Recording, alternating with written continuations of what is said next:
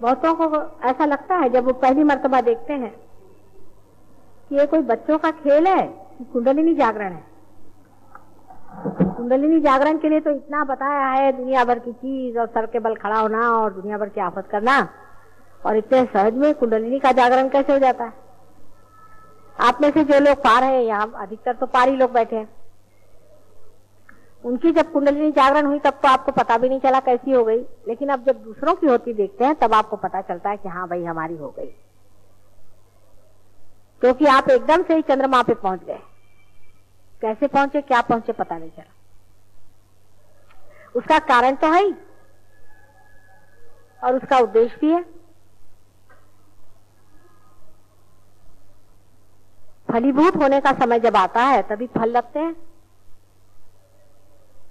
लेकिन इसका मतलब ये नहीं कि बाकी जो होता रहा वो जरूरी नहीं था, वो भी था जरूरी, और अब फल होना भी जरूरी। कोई कहते हैं कि साहब 10,000 वर्ष हो गए तब से तो कोई पार नहीं हुआ, अभी क्यों हो रहा है? भाई 10,000 वर्ष पहले आप कोई चंद्रमा पे तो गए नहीं थे, आप क्यों जा रहे हैं? अगर जा रहे हैं तो उसमें शंका करने की क्या बात? लेकिन रामदास स्वामी ने बताया है कि दुनिया में कुछ लोग होते हैं, उनका नाम होता है पढ़त मूर्ख। पढ़त मूर्ख का मतलब होता है पढ़ पढ़ के जो महामूर्ख हो जाते हैं, जिसको कबीरदास ने कहा है कि पढ़ी पढ़ी पंडित मूर्ख भय। इस तरह की एक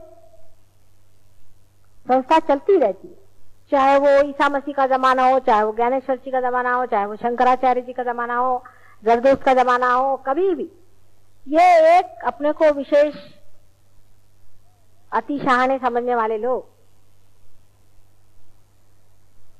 अपने को एक विशेष तरह से बहुत उच्च तरह के विद्वान समझने वाले लोग हमेशा रहे और रहें, और वो हर समय इस तरह के अड़ंगे करते रहेंगे, और जो जीवन के अमूल्य क्षण है उसको इसी में बिताए, उनका कोई इलाज नहीं। कलयुग में भी ऐसे बहुत से, ये किताबें जितनी रखी हैं सब पढ़ डाली आप। अब उस आदमी का दिमाग तो खराब हो जाएगा, क्योंकि उसने इतनी मेहनत करी, इतनी किताबें खरीदी, वो पढ़ी है, तो उसको ये समझ में नहीं आता कि इतना मैंने पढ़ा, इतनी मैंने मेहनत की, उपास किए, तपास किए, तब तो नहीं हुआ। माता जी ने सिर्फ ऐसे हाथ कर दिया, मैं पार हो गए। ये क्या बात? कोई ना कोई बात तो हमारे में है ही, ये तो आप समझते हैं। समझ लीजिए कि कोई गड़बड़ा रईस आदमी है, तो उसके पास कोई रुपया मांगने जाए और रुपया देने की उसकी इच्छा हो, तो उसको सिर्फ एक चेक बार लिखना होता है, हो जाता है काम। कोई ना कोई संपदा तो हमने जोड़ के रखी हुई है अपनी, हमारी कोई ना कोई मेहनत तो है ही इसके पीछे में बहुत जबरदस्त, इसके लिए कि आपके लिए कुछ मेहनत करनी नहीं पड़ती, सब आपको साफ सुथरा सब मिल जाता है। न तो आपको पढ़ने की जरूरत है, ना आपको कोई मेहनत करने की जरूरत है, पाने की जरूरत है। लेकिन एक बात जरूर कि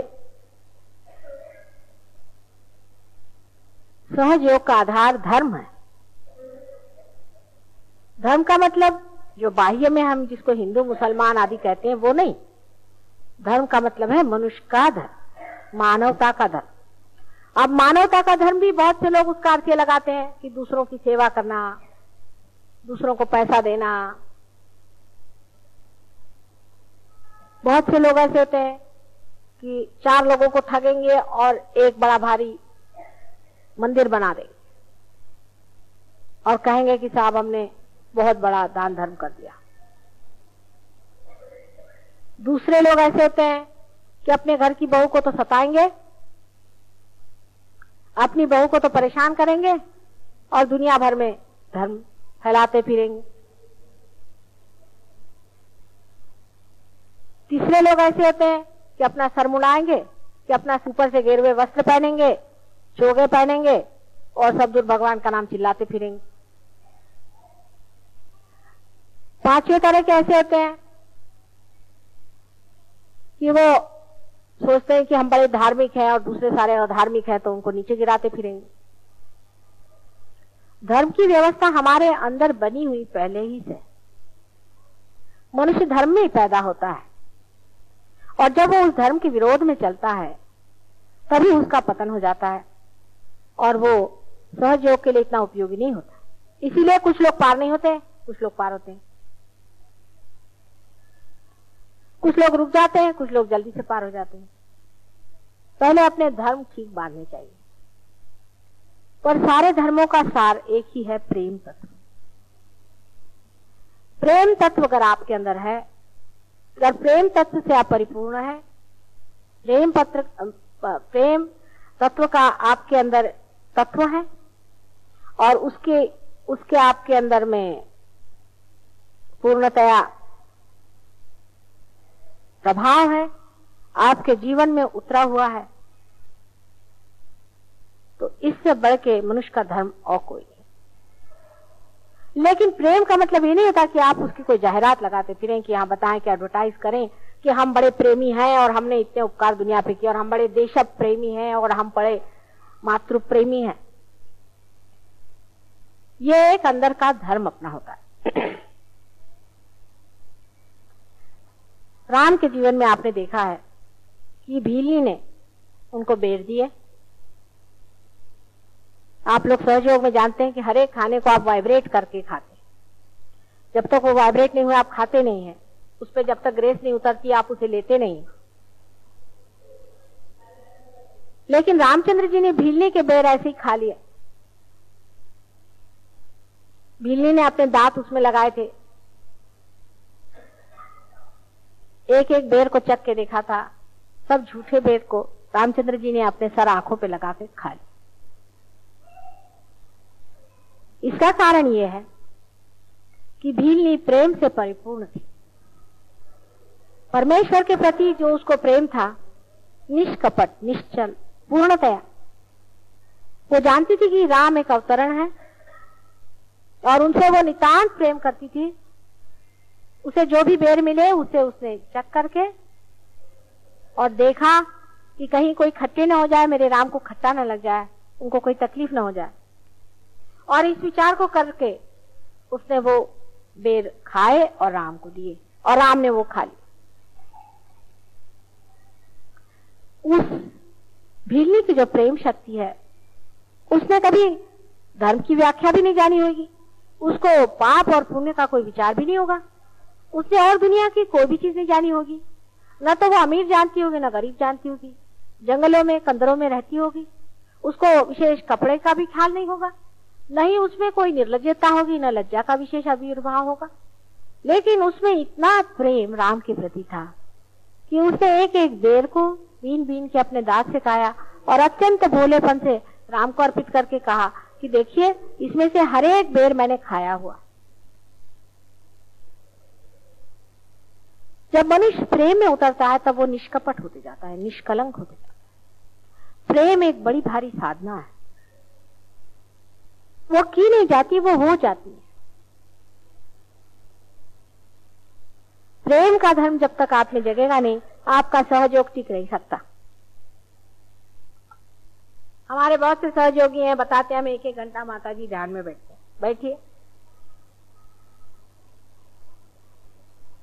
हम 4-4 घंटे फलाना करते हैं और ठिकाना होता है हमको। लेकिन आपकी भावना क्या है?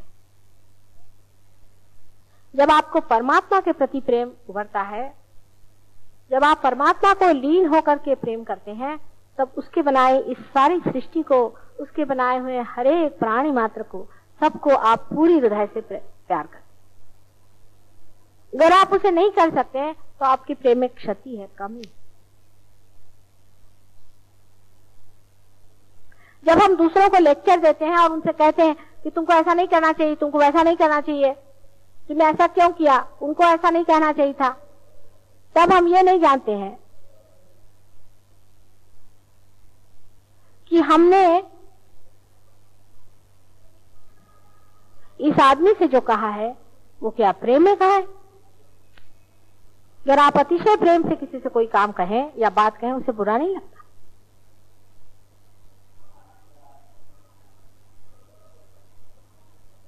सारे धर्मों का सार प्रेम है। परमेश्वर साक्षात प्रेम है। सहयोग में प्रेम ही संपूर्ण है, प्रेम के सिवाय और कुछ, उसमें त्याग अपने आप हो जाता है। उसको कोई भी चीज त्यागते हुए विचार ही नहीं आता दूसरा, क्योंकि प्रेम की शक्ति त्याग को करवा देती है।